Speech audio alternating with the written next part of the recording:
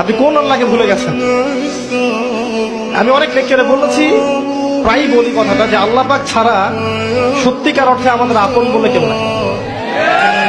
আমাদের উপরের মহলে, নিচের মহলে, পরিবারে, সমাজে, আত্মীয় স্বজন, স্ত্রী সন্তান অনেকে আছে, সত্যিকার অর্থে আল্লাহর মতো আপন আমাদের কেউ নাই। এরা সবাই যদি আমাদেরকে ফিরিয়ে দেয়, আল্লাহ পাক আমাদেরকে ফেরাবেন না। আল্লাহ তাআলা বলেন, হায় বান্দা, তুমি যখন অসহায় হয়ে পড়ো, আমাকে ছাড়া তুমি আর কাকে ডাকবে? আমাকে ছাড়া ডাকবে কাকে? কে তোমার ডাকে সাড়া দিবে?